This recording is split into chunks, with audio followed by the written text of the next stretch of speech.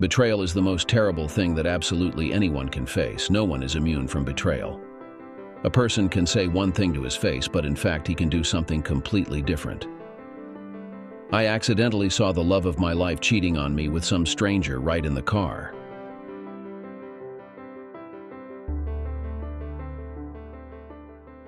It's a glorious Saturday afternoon. Here I am, sitting in my favorite recliner with a goofy grin on my face and a beer in hand, watching the St. Louis Cardinals dominate the perpetually losing Chicago Cubs, 6-0 in the ninth inning. My good friend Jim is on the couch, but he's not in as good a mood as I am. The reason for his bad mood is the story of the day. You could say it began in college when I met Jenny, but it really goes back to high school when I met Jim. I was a sophomore on the JV basketball team. I wasn't particularly great. I mostly stayed on the team because I enjoyed playing and the team spirit. The coach said he kept me on the team to show the others that you could still enjoy the game for what it was, but part of me always believed that no better players tried out. Jim was a freshman that the coach had me mentor. Jim showed some promise, and since I knew how to play the game, just not well enough to excel, he had me work one-on-one with Jim to bring him up to speed with the high school level players. I was the youngest of 2 children, and Jim was an only child, so I sort of became his big brother at school and kept the upperclassmen from picking on him. Too much. You've got to have a little fun, right?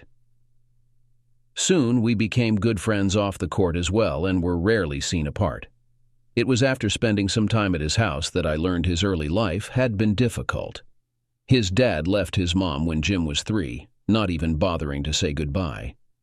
Jim's mom, Brenda, came home from the grocery store with Jim to find that all his dad's clothes and possessions were gone, along with half of the furniture. The good half, of course. Not that they had much to begin with. When Jim was in junior high, Brenda met a nice guy named Phil, and things improved for both of them. Brenda dated Phil for 18 months, and the 3 of them got along well, so they got married. Jim didn't mind sharing his mom with Phil. Phil seamlessly integrated into their lives, even spending time alone with Jim. It was Phil who encouraged Jim to try out for basketball and helped him keep his grades up so he could stay on the team. Phil was a class act. Jim was getting his life together and even had a new dad, making his family complete. It was easy for him to welcome a big brother into the new family dynamic, and I think Brenda and Phil appreciated having Jim with me because it gave them some alone time. The brotherly connection worked well since we looked similar, both about 6'4", with brown hair, a slim build, and blue eyes. It also worked well for me, as I now had someone looking up to me, which is a feeling that can really make your day. On the basketball court, Jim didn't look up to me for very long because he had genuine talent. Coach Smith would tell us what he wanted Jim to work on, and we would do it, as I had a natural understanding of the game from watching the pros and listening to commentators. That was my knack. Coach even called me his unpaid assistant during my senior year. Together, we helped Jim become the star of the varsity team in his junior year. We even made it to the Elite 8 in the state playoffs that year. Then, it was time for me to graduate and start my college studies, leaving Jim behind. It was only natural that I chose to study to become a basketball coach. During my freshman year, I tried to persuade the basketball coach, Joe Fields, to let me assist him in any way possible. He dismissed me with a remark, "What could a stinking freshman have to offer?" However, that didn't deter me from attending the games and studying his techniques and strategies. Before long, I could predict his adjustments, knowing the strengths and weaknesses of his players. If the other teams had gotten their hands on my notes, there would have been serious consequences. I returned to my old high school for a couple of their games when my college team was playing away. Jim had some difficulties in his first few games without me. During halftime, I reminded him that Coach Smith always guided me on what to tell him and work on with him. He just needed to trust the coach as he had trusted me and relax because he was playing too tensely. The second half of the game improved significantly. The old Jim was back.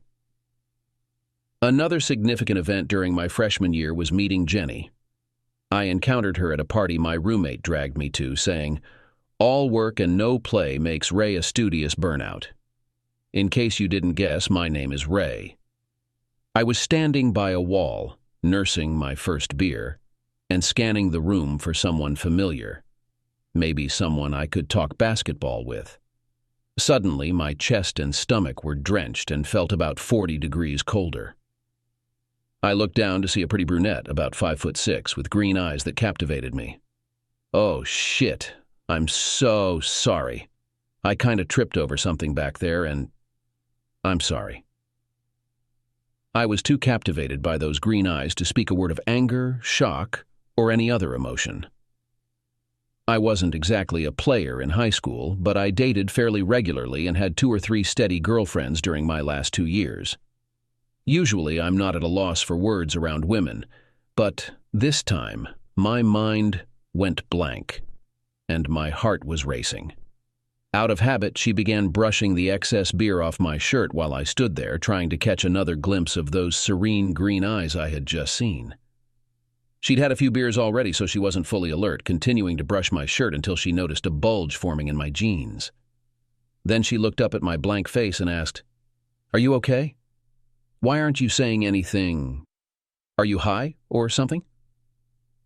My brain suddenly kicked into gear.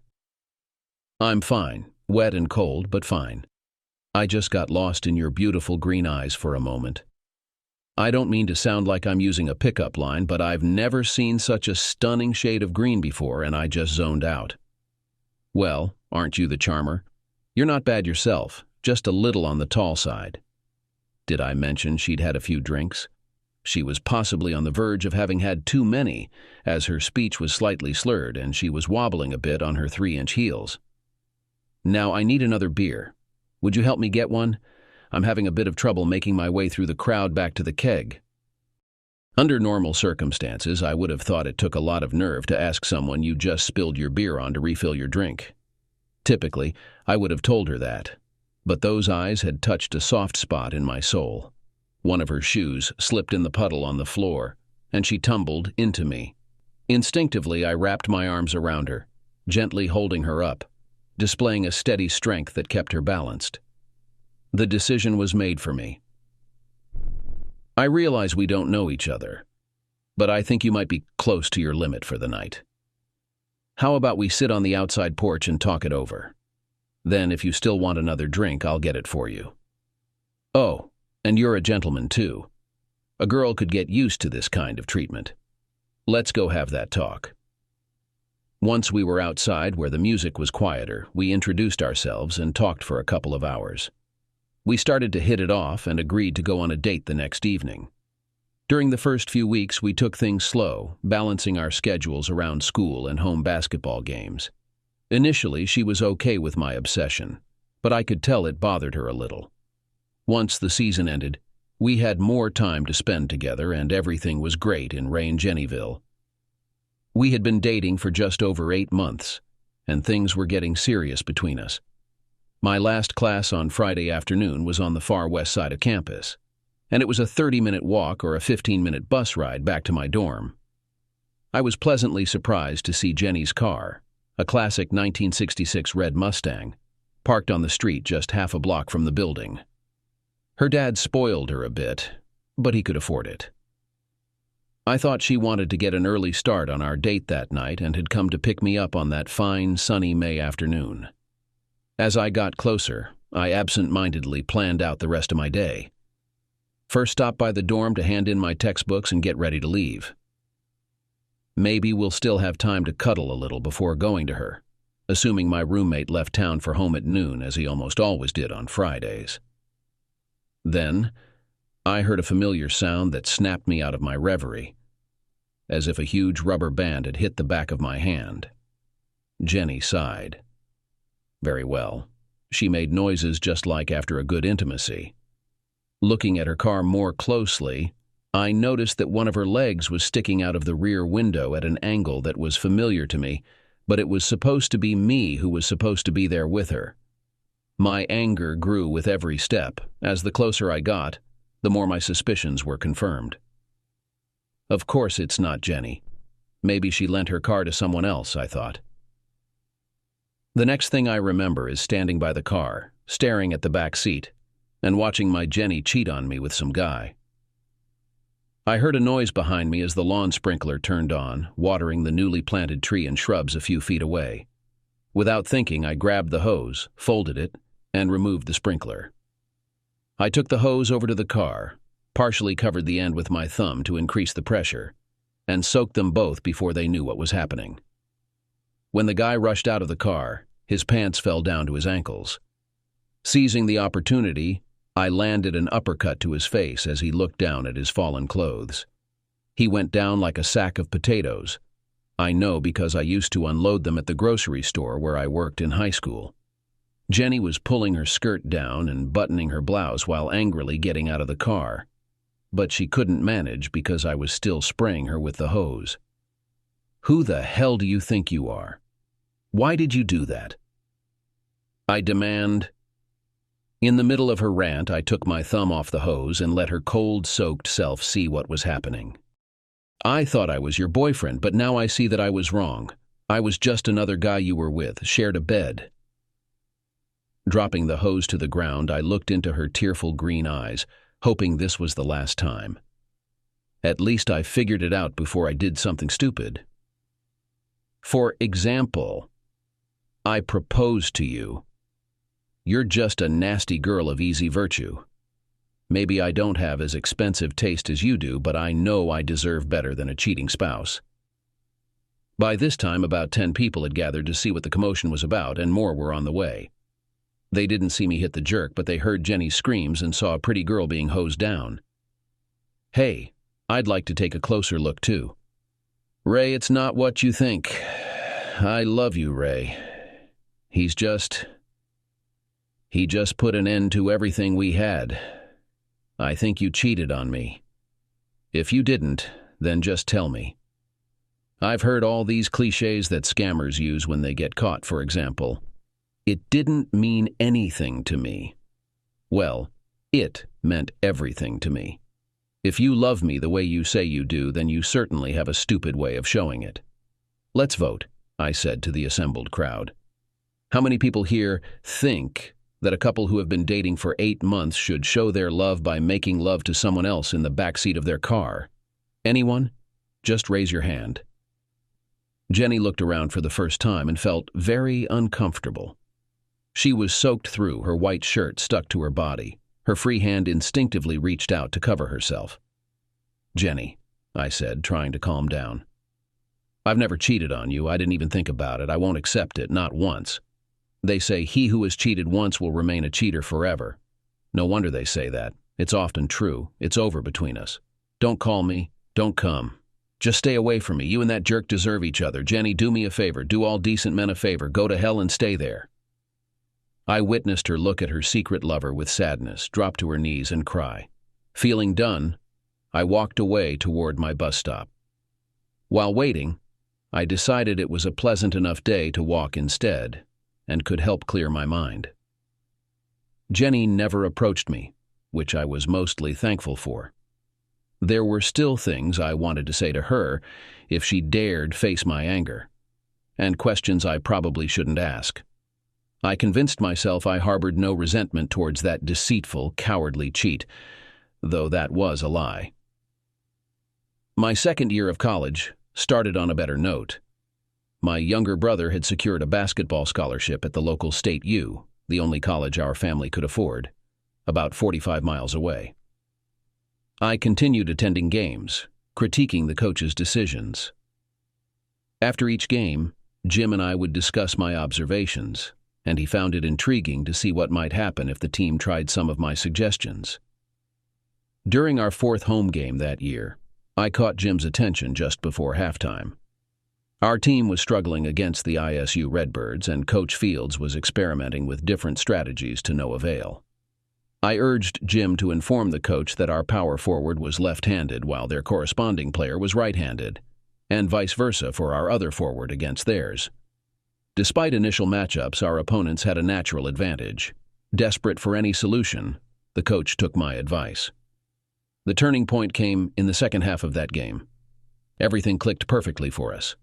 Despite trailing by 20 points at halftime, we ended up winning by 15. After the game, Coach asked Jim why he hadn't mentioned it earlier.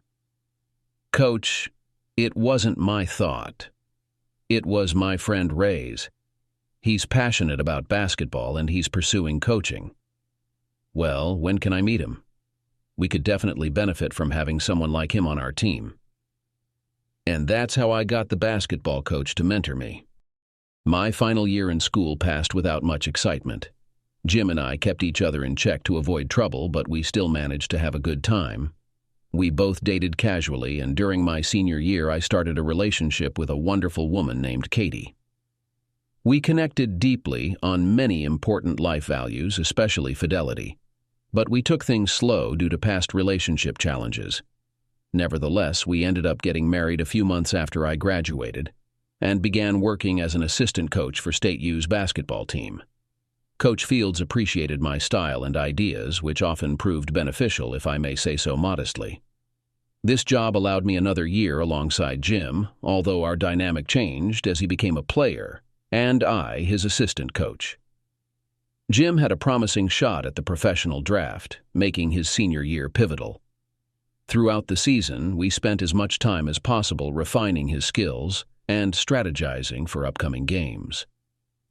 He excelled that year, and our team looked poised to make a deep run in the big dance, providing Jim with national exposure.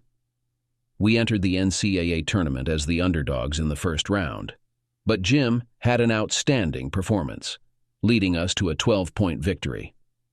Although we were eliminated in the second round, it was our school's best performance in 15 years, leaving us all feeling quite satisfied. Coach Fields expressed deep pride in each of us and acknowledged the roles we played in our successful season. The school's victory celebration was a blast. Jim made a personal decision amidst talks from experts that he might be drafted, committing to complete his degree regardless. He had decided against joining the European League if he didn't get drafted, prioritizing his close bond with his family over extended time away. The positive outcome was that Jim was selected by the Chicago Bulls late in the third round, which exceeded our expectations of him being picked in the fourth or fifth round by a team much farther away. The Bulls' stadium was only a 5-hour drive away. However, the downside came midway through his rookie season when a severe foul from a Pistons player injured Jim's right knee. Although the Pistons player was ejected, Jim's promising career came to an abrupt end. Meanwhile, Katie and I had settled into our routines. I was studying at State University and she was working as a chemist, managing quality testing at the local corn and bean processing plant. We saved diligently and managed our finances carefully. As a result, just 18 months after graduating, we were able to purchase our first home, a 3-bedroom ranch. Our plan was to start a family in 5 or 6 years, but for now, we were content enjoying each other's company, focusing on our careers and making our new home comfortable and stylish. We had been living in our new home for nearly 2 months when we learned about Jim's knee injury. Katie had grown close to him, inevitable given how much time I spent coaching him during my senior year. Inviting him to stay with us temporarily seemed like the natural thing to do until he could figure out his next steps. Jim resisted the idea, insisting on moving in with his mom and Phil, but he wanted to stay in touch, so we visited him regularly for a while. Katie didn't mind. It gave her more time with my parents when we visited. After completing rehab from his 2 surgeries, Jim could walk without much of a limp. Some people didn't even notice unless they knew to look for it. He landed a job as an insurance agent at a prominent company in our hometown. His local sports fame opened many doors for him, but it was his genuine kindness and charm that sealed the deals. Life was good for all 3 of us. During the off-season, most weekends, we would either travel back home to visit family and Jim, or Jim would drive over and spend the weekend with us, staying in our spare bedroom. Last week, Katie asked Jim about his romantic life, mentioning she had a friend at work who might be interested in meeting a good guy. Jim mentioned he had been dating the same girl for about a month and was optimistic about the relationship. "I've been thinking it's about time for you guys to meet her, so I'll ask if she wants to come along next weekend to stay with us, if that's okay with you." "Jim, That sounds wonderful. We have 3 bedrooms, so she can have her own room, or if you both prefer, you can share one. It's up to you. I smiled, winked, and nodded. We're excited to meet the woman who's captured my buddy's heart. I chuckled and playfully punched his shoulder. She hasn't managed to involve me yet. Let's just say she's preparing the lasso. Jim grinned as he tossed my metaphor back at me. He wouldn't divulge any more details about her besides mentioning that she was attractive and special. That was 6 days ago. Today I was out on my usual 3-mile Saturday morning run, expecting Jim and his mystery girl to arrive around noon for lunch. So when I returned home at 10 o'clock, I figured I had enough time for a shower and some rest before their arrival. I couldn't have been more mistaken. Boy, was I wrong. As I turned the corner onto my street on the way home, I noticed a red car parked in my driveway, but I didn't recognize it. As I approached, a sinking feeling washed over me, and all the hurt and frustration from my freshman year came rushing back. I couldn't believe that he had somehow gotten involved with that foolish Jenny. The license plate confirmed my worst fears. My initial impulse was to swing open the front door and yell, "Get that cheating woman out of my house." As I reached for the storm door handle, I paused and reconsidered. How would that affect my relationship with Jim? I wondered.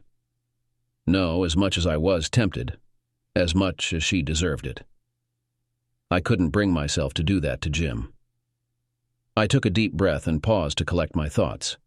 I decided to suppress my emotions for now and later approach Jim tactfully. He would be more open to that approach, and perhaps I could spare him some heartache. If he didn't listen to my advice, I was sure she wouldn't return willingly any more than I wanted her to. Either way, this would be the last time she set foot in my home. After another deep breath, I grasped the door handle once more, hesitated briefly, then finally opened the door to my home and my role as an actor. "There he is," Jim called out to the girls in the other room as I entered. "Jim, you're here early. If I had known, I would have gone for my run already. Good to see you." We exchanged a one-armed hug, as we always did. Katie and Jenny entered from the kitchen to join the introductions. I held to the Nantercantire because I knew who she was, and perhaps she hadn't realized that Jim's friend Ray was actually her old boyfriend Ray. I was correct. Jenny followed Katie into the family room and noticed the cold expression on my face. She stifled a surprised noise with her hand, looking like she might faint. "Hello, Jenny," I said calmly. "Long time no see." "Oh, you two know each other?" Jim asked. "Yeah, we met at a party back in my freshman year of college." I turned away from Jenny, adjusting my expression to something more friendly, and turned to Jim. "So, do you think the Cardinals will win the division this year?" I guided him away from the women and towards the TV airing a preview of the baseball game later that afternoon. I thought it might be amusing to subtly tease Jenny, if I could restrain myself from being outright rude. Katie looked at me in disbelief at my apparent rudeness. Then she glanced at Jenny and saw her expression, realizing there was more to the story. Katie attempted to lead Jenny back to the kitchen, ostensibly to fetch some lemonades for everyone, but clearly to investigate further. Jenny, afraid of what I might reveal, chose to stay close to Jim. After a moment, I remembered I needed to shower and excused myself. I had just turned on the water and was nearly undressed when Katie walked into our bathroom with the inevitable question, "What was that all about?" It's a bit of a lengthy story that I never shared with you because I didn't want to revisit those old wounds. She's the reason I preferred to take things slow in our relationship. I'd rather not delve into all the details right now. I'll explain everything later. Just know that this is the last time that woman will set foot in this house. She stared at me in disbelief. I realized my voice might have been too loud, but I hoped the noise from the shower would mask it. You can't mean that. She seems like a nice person. What if she and Jim hit it off and end up getting married? Will you stop seeing Jim? I really hope it doesn't come to that. I suppose Jim will have to come alone then. I shut the shower door, hoping to put an end to the conversation. However, I knew Katie well enough. I did say, hoping. The remainder of the day was filled with tension. Jim could sense something was amiss, but Jenny stayed close to him at all times. I could afford to be patient. I wasn't eager to confront the situation at all. Nighttime arrived, and as I anticipated, they shared the queen-sized bed in the first guest room. When I turned off our bedroom light and lay down, I knew the next phase of our discussion was imminent. I initiated the conversation. Over the next hour, I recounted in detail our initial meeting, our dating period, and the public breakup. I attempted to remain impartial, but emotions ran high, especially concerning my ex-girlfriend's betrayal. I even revealed that I had been considering proposing marriage to Jenny soon before I discovered them together that day. Her first question caught me off guard, as I had never contemplated it. "Do you still have feelings for her?" "Only disgust and a bit of anger." I made it clear that I have zero tolerance for cheating, not even once, and that applies to you as well. It would be hypocritical of me to even think about cheating myself, especially with someone like her. After what she did to me, I could never inflict that pain on someone I love. I'd sooner drive myself off a cliff. If she hurts Jim, I might just have to put her in her damn Mustang and send her over a cliff. "Okay, I believe you. Just calm down, or they might hear you." "What are you going to tell Jim?" "You have to tell him something. He's wondering what happened between the two of you." At first, I wanted to confront her and tell her to leave my home, but I held back because I didn't want to hurt Jim. I won't go into specifics unless he asks, but I will warn him to be cautious because she has a history of cheating and might do it again. I wonder what she's been telling him, though. I'm sure he's been questioning her, too. Maybe she'll come clean to him so you won't have to explain. I think you should try to tolerate her, at least for Jim's sake. I'm not suggesting you be friendly. Just avoid being cold or rude. Can you manage that? For Jim? I hope their relationship doesn't get serious, but I'll consider it because he's like a brother to me, closer than my own. I really hope they break up soon. The remainder of the weekend was nearly as tense as Saturday, but with Katie on my side now, it felt somewhat more manageable. Perhaps it was because I had confided in her the previous night, though I wouldn't admit to considering that as a factor. It's important to maintain my reputation. They departed shortly after lunch on Sunday. I'm certain Jim sensed the tension too. I regretted that he didn't stay for the afternoon game. It was just a glimpse of the potential rift if she came between us. After their departure, Katie and I had a lengthy discussion. She agreed that I needed to talk to Jim, and together we devised a plan for how and when to approach him. She made some adjustments to my initial ideas, but felt I was being fair to everyone involved. She even raised a few insightful points about different scenarios. I had planned to call Jim on Monday evening after dinner, but my afternoon at work took an unexpected turn when Jenny walked into my office while I was reviewing the recruiting reports for our new recruits. My door was ajar, so she entered and, catching me off guard, began, "Ray, I was wondering if—" I spun around in my chair, clearly surprised. When I saw her, my initial shock gave way to a composed reaction, albeit without the usual startle. I sighed audibly. I probably should have seen this coming, but I thought it would be a phone call. "Please have a seat, Jenny." She moved to shut the door before sitting down, to which I replied, "No, leave it open. If you close it, the guys might get the wrong idea, especially with a woman in here. We hardly ever shut our office doors. None of the coaches do.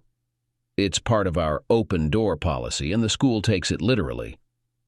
I could ask what you want, but I think we both know already. I'm being upfront. I intend to warn Jim about you. However, I won't go into all the unpleasant details unless he presses me. I don't want to relive that again, so he'll really have to pry. I wouldn't be a good friend if I didn't give him a heads up, but I hope you've changed. For things to work with you and Jim, though honestly, I hope they don't. You must be completely faithful to him. 2 more things. I'll be keeping an eye on you. I still have friends who would gladly help Jim if he needs to get rid of a cheating girlfriend. They'll be watching too.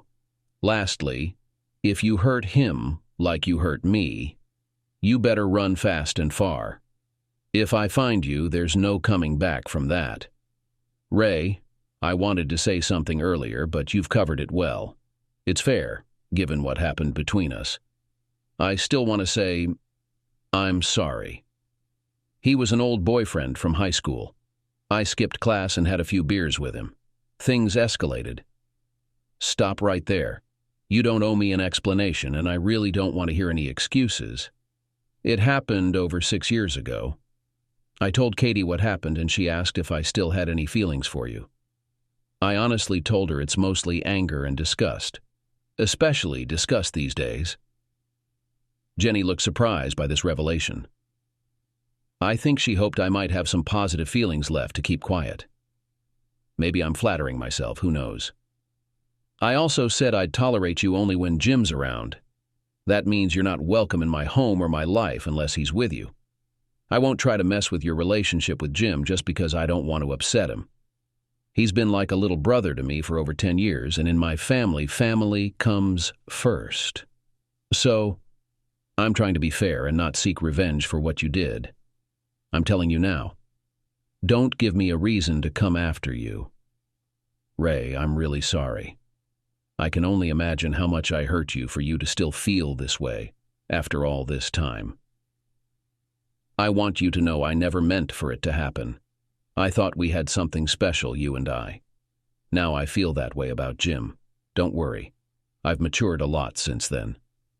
After we broke up, I cried for days. Then upon reflection, I realized I was solely responsible for what happened. I couldn't bring myself to face you to apologize and explain. Your last words to me were, "Go to hell and don't come back." I felt like I was in hell without you, and I knew it was my own doing. I almost failed that semester. Fine, you've had your say, but I'm not changing my mind. I still can't trust that you won't cheat again. Remember what I said that day. Once a cheater, always a cheater. Can you honestly tell me that was the only time you've cheated? She avoided eye contact, ashamed. Damn, I was hoping you wouldn't say that. It was before I met you. She still wouldn't meet my eyes, so I knew she was lying. It doesn't matter now. Cheating is cheating. How could you put someone you claim to care about through that emotional turmoil? I questioned what I did, or didn't do, to make you betray me. I wondered if I wasn't satisfying you, if I wasn't good enough. First, I was angry at you. Then I was angry at myself for whatever I might have lacked. I agonized over how long it had been happening and why. Was it a one-time thing? Or had it been going on throughout our entire relationship? It took me several months before I felt ready to trust another woman enough to start dating again. Even then, I questioned whether I could measure up to her expectations. Unless you've experienced it yourself, you can't understand the pain of being betrayed. That's why I won't allow you to hurt Jim. And if you do... I understand where you're coming from. I want you to know that I've grown emotionally and I haven't cheated since. I didn't realize how much I hurt you. She reached out to touch my hand, but I pulled away. It's been long enough now that I've moved on. The love of a good woman, Katie, has helped me heal. I've forgiven you, but I won't forget what you did. I can't. When I saw your car in my driveway, the image of that guy with you in the back seat was as vivid as the first time I saw it. I think we both understand where we stand now, so goodbye. I turned back to my reports, pretending to read them as I waited for her to leave my office. I heard her get up and thought she was leaving when I felt her hand caress the back of my neck. If you remember, we were pretty good together. I could make it worth your while if you could see your way to...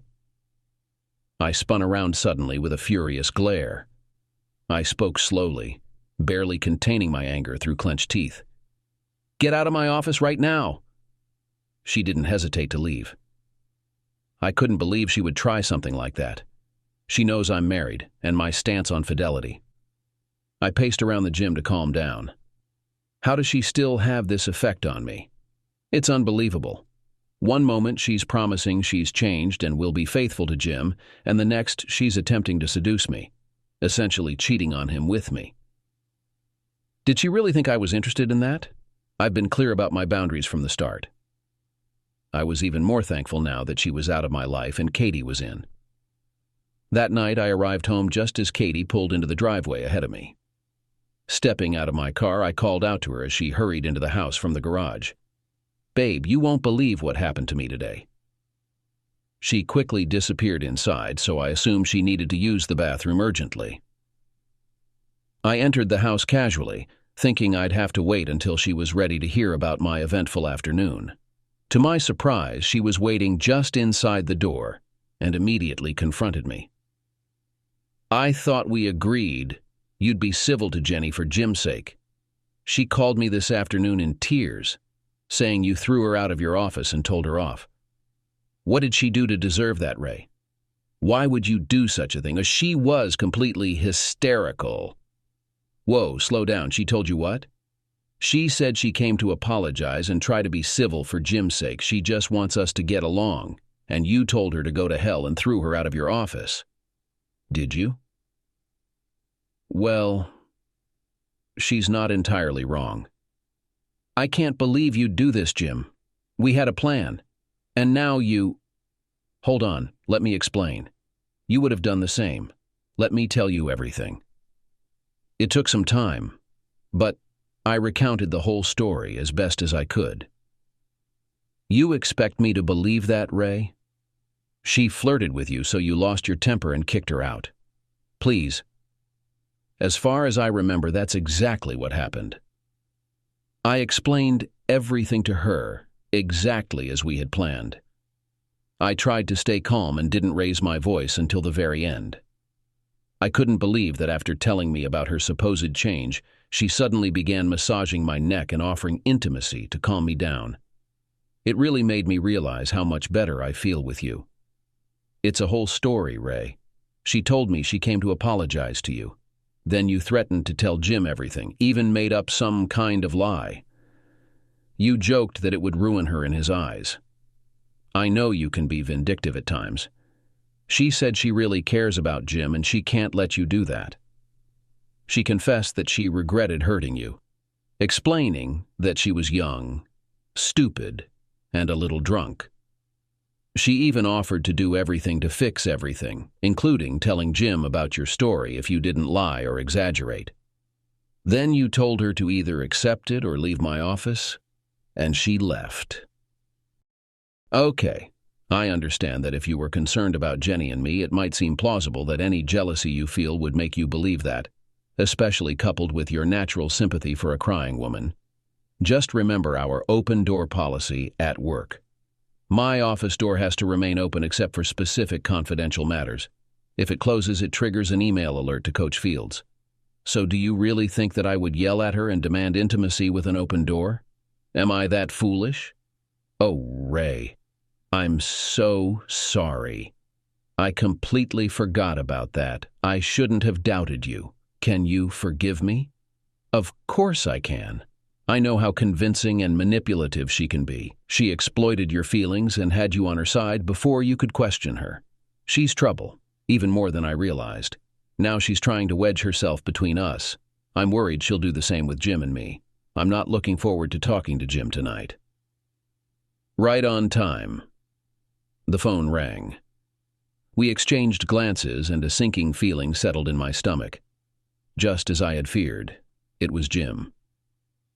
"Ray, we need to talk," Jim began as soon as I managed to say hello. "In fact, there's a hell of a lot of talk."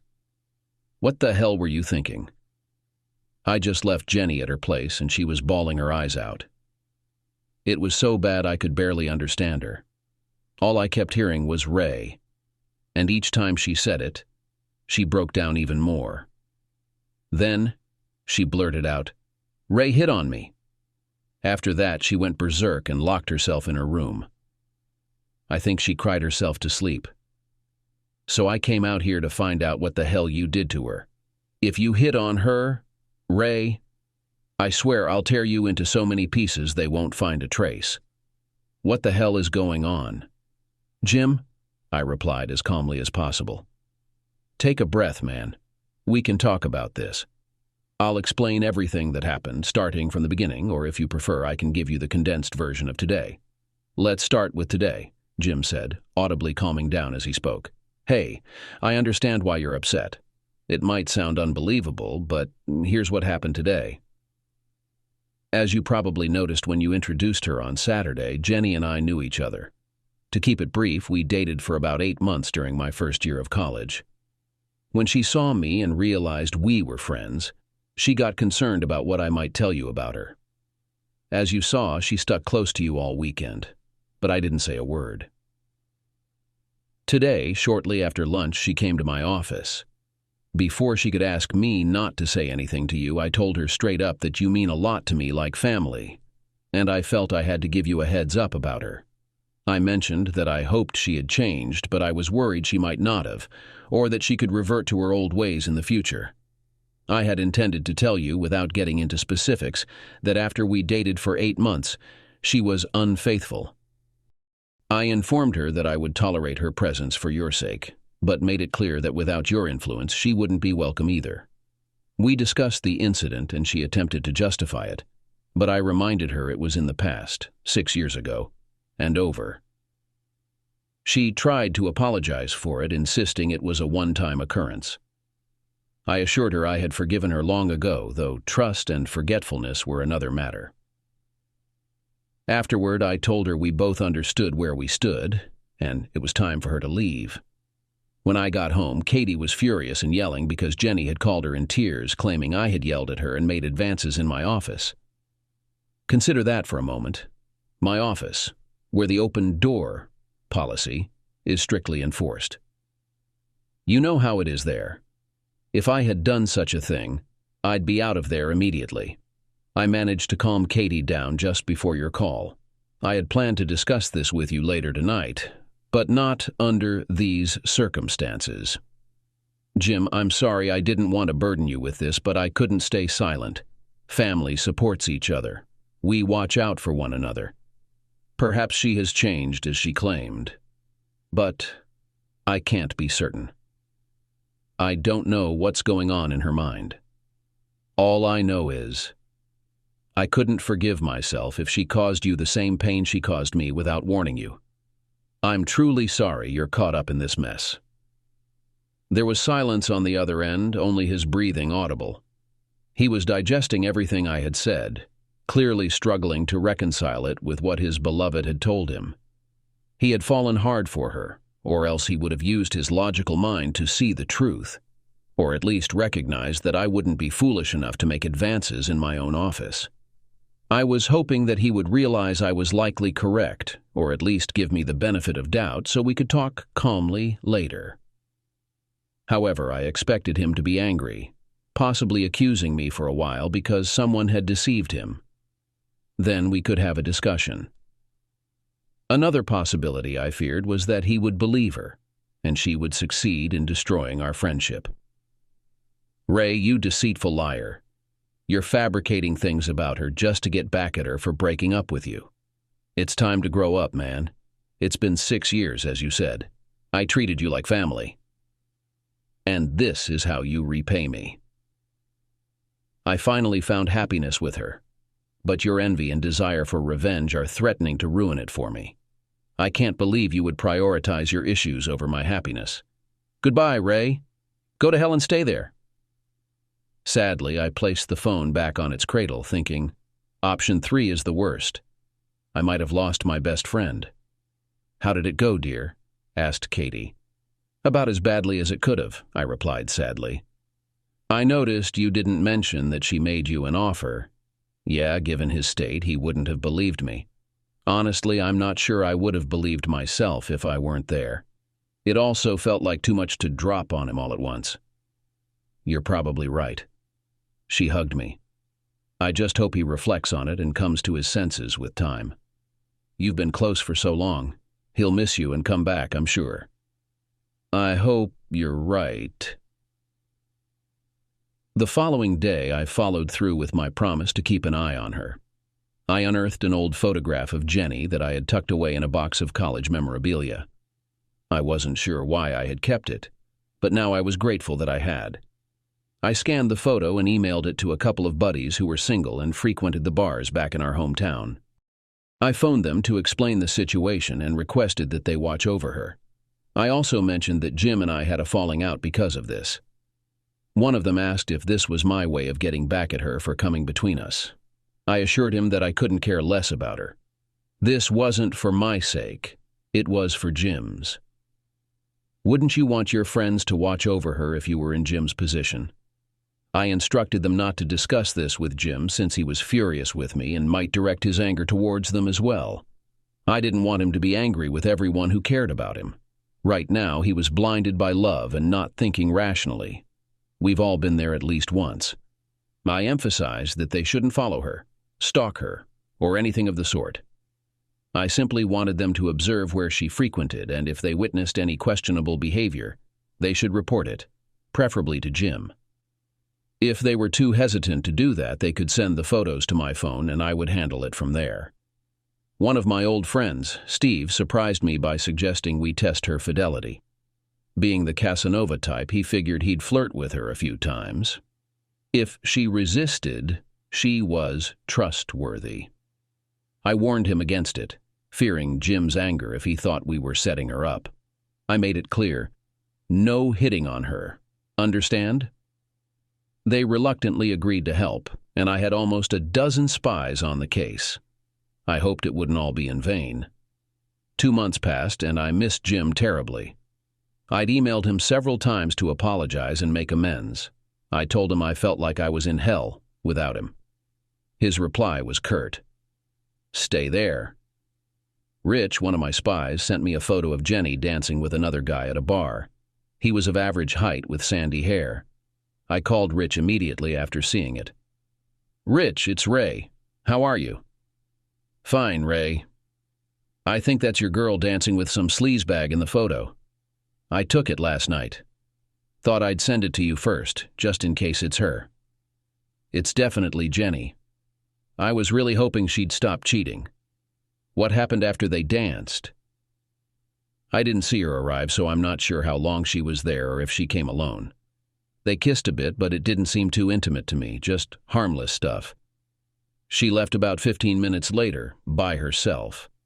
He stayed and danced for another hour or so. It seemed innocent. You might be right, Rich.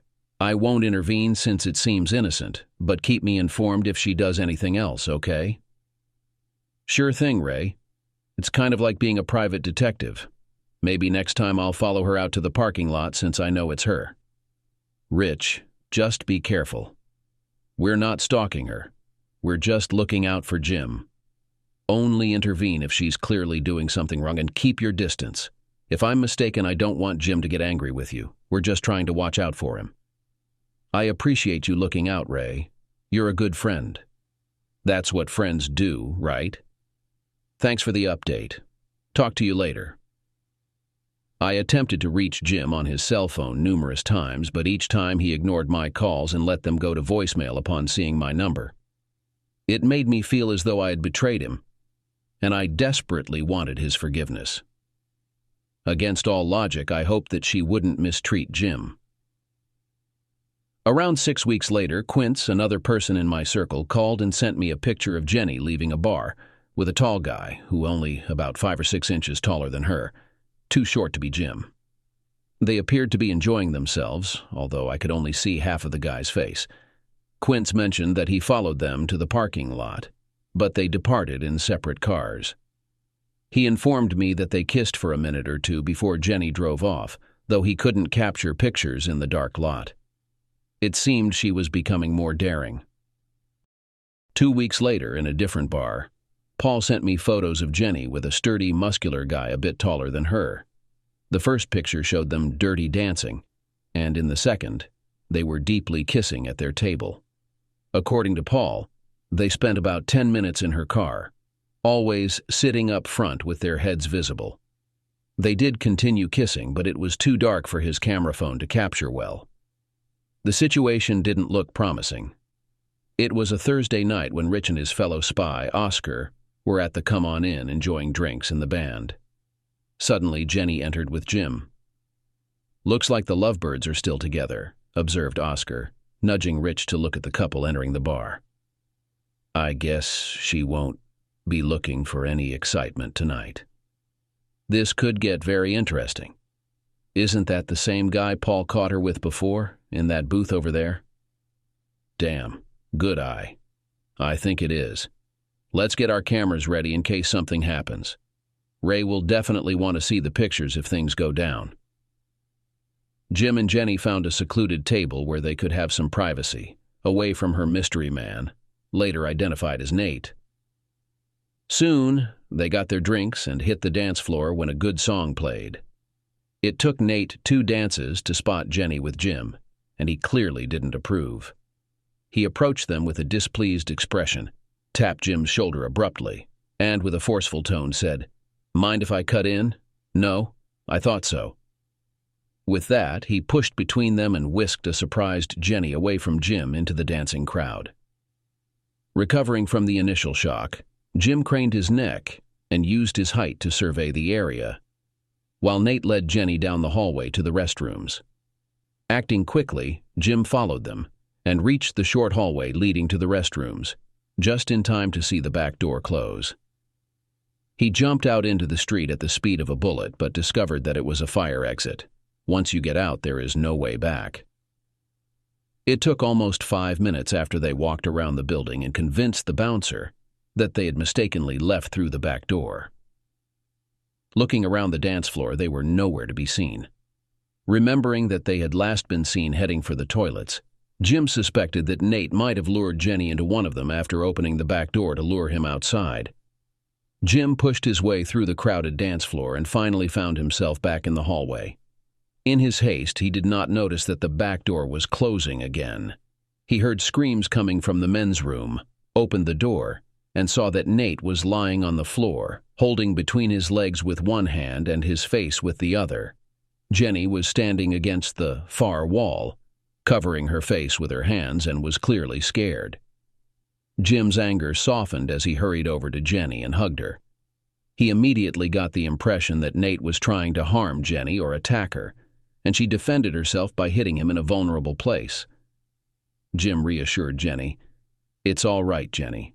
He won't harm you anymore, especially with me here. I didn't realize you knew self-defense. You really handled him well. He deserved it, though. Let's step outside, and I'll have them call the police." "No!"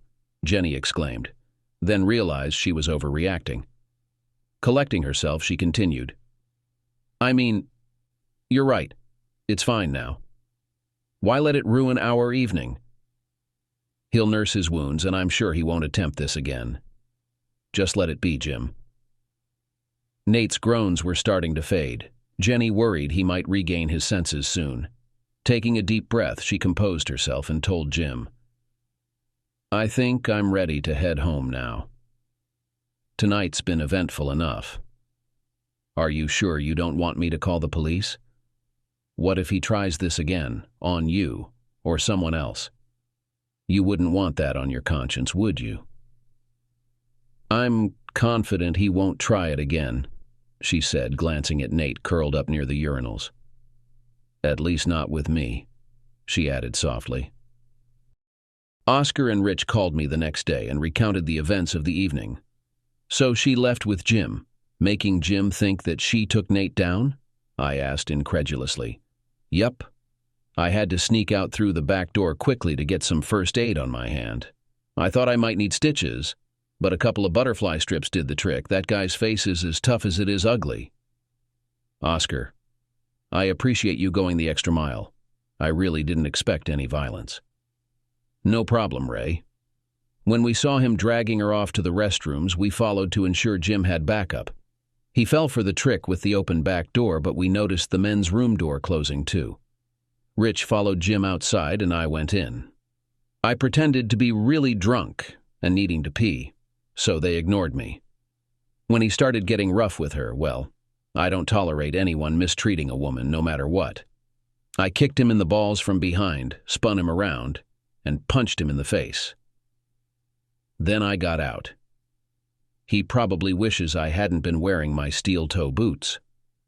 By then, Ray, I was behind Jim, staying outside the restroom and listening in case he needed backup, added Rich. I went in after they came out. It was Nate Perkins. You remember him, right? He lived on my street, a couple years ahead of us in school.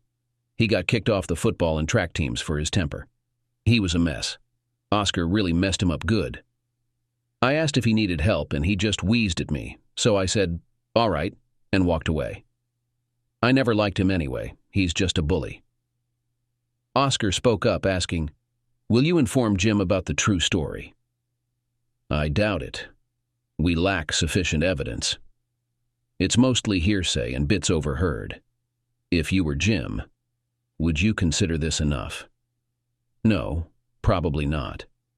But, Rich added, if I were in his shoes, I'd want to be warned so I could keep an eye out, or at least avoid doing things like giving her expensive gifts or cash.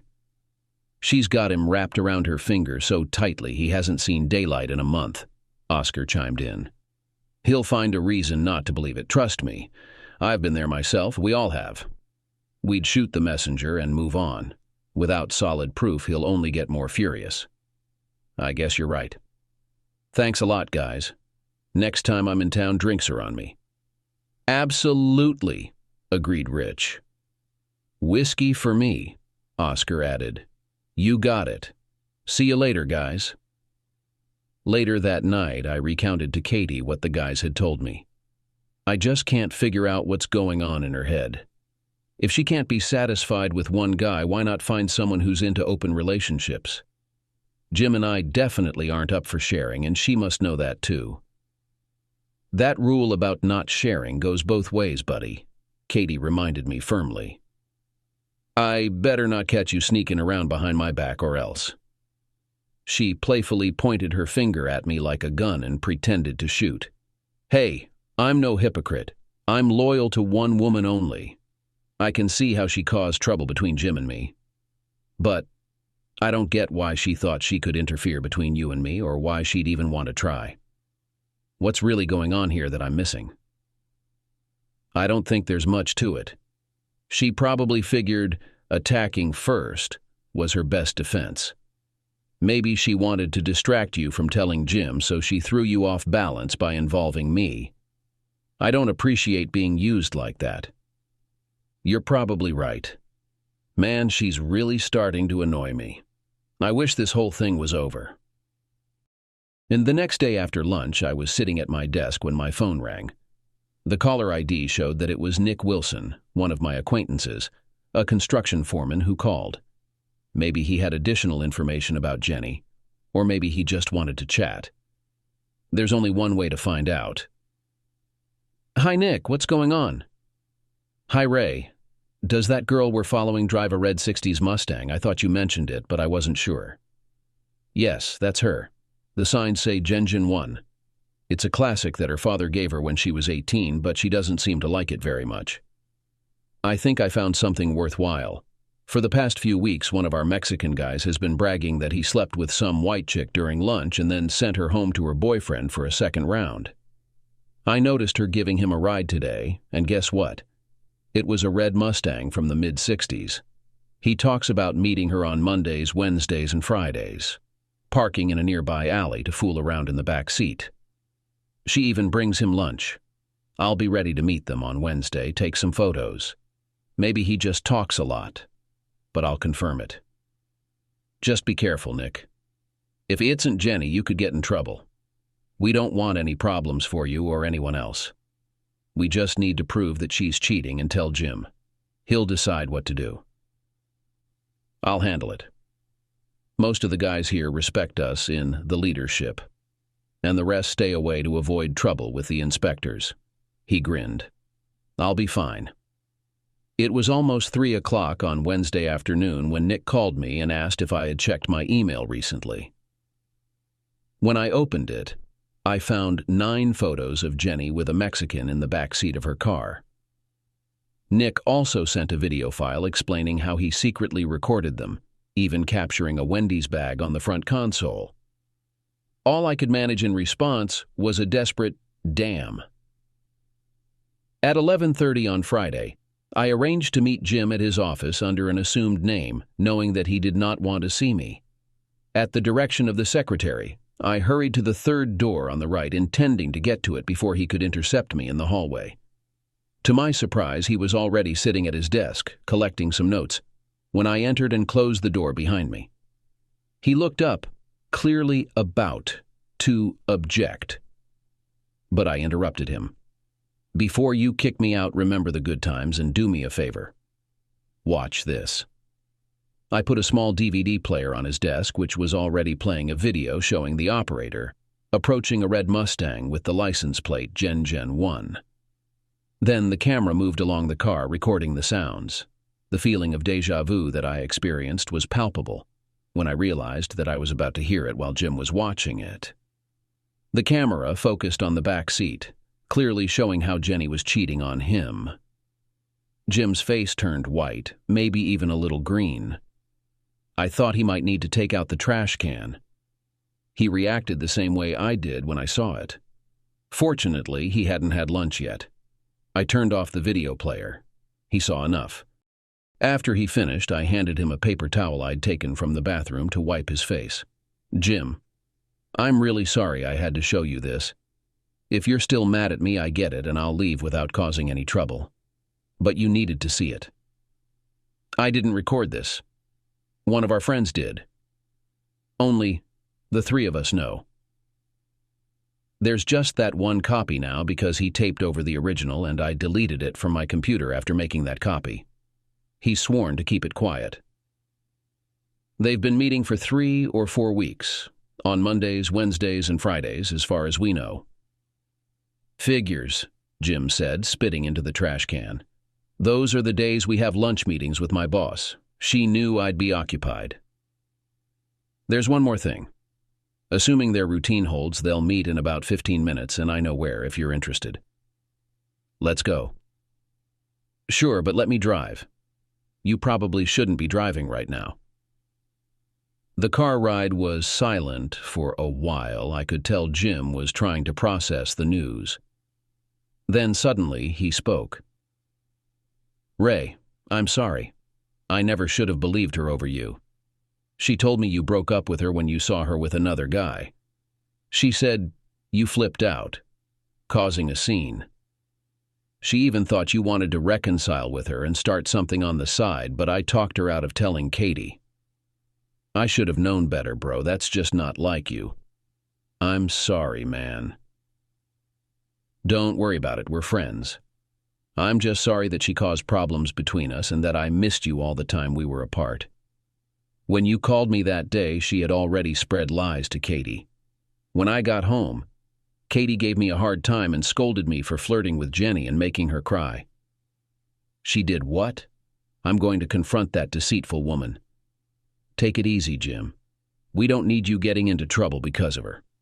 I'm not saying she doesn't deserve payback, but think before you act. The best revenge isn't worth it if she ends up laughing at you from behind bars." "Yeah, you're right. I'll try to stay calm. By the way, it was Oscar who fought with Nate Birkins in the bathroom that night, not Jenny. I guess she didn't tell you the whole story of what happened." "No way. What else has she been hiding?" I spent the rest of the drive filling in the details of that story. We drove slowly past the alley, and about 3 houses down, there was a red Mustang parked on the right side. A large truck was parked across the alley, blocking any passage through.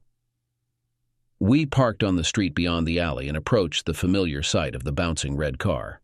Jim walked up beside me, his expression melting as he spotted them. He hesitated, realizing the gravity of the situation, ready to swing open the car door, but I stopped him. Placing a finger to my lips, I gestured for him to stay quiet, whispering, "I have an idea." While the oblivious couple continued their activities, Jim and I moved towards the truck parked across the alley. I began connecting a hose to its tank. A water truck, recognizable from the sign on its side, often used for filling backyard pools. Jim caught on quickly, adding another section of hose to mine. Carefully, he fed his end through the open window into the front seat, signaling to me. I turned the valve fully open. In moments, the car interior began filling with water, spilling out of the open windows. We stepped back, watching with amusement.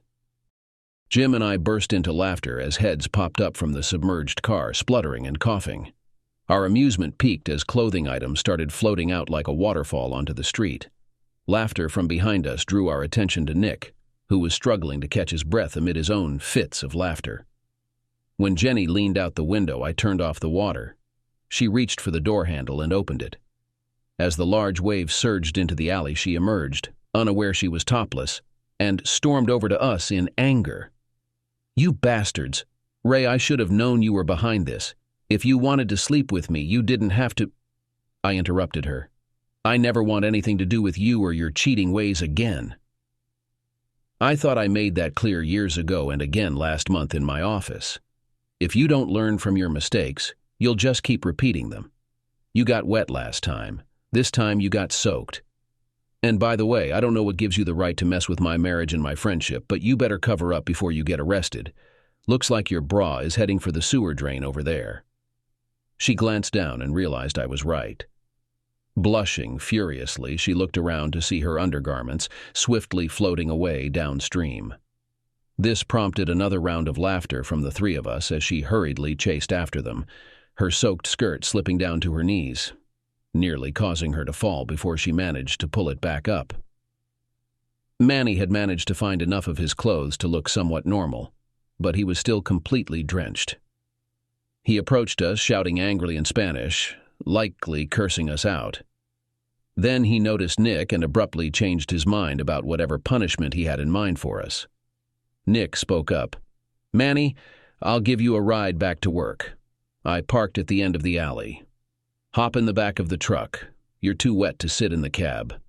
Sorry about your lunch." "Well, actually, I'm not. You were messing around with my buddy's girlfriend." Manny headed towards the truck, grumbling to himself. Jim asked, "Nick, what brought you here?" "I hate to break it to you, but I'm the guy who filmed that video you watched. Ray mentioned he was stopping by today, and I figured you guys would be here, so I came to lend a hand. Looks like you had things handled, though, so I'll be on my way.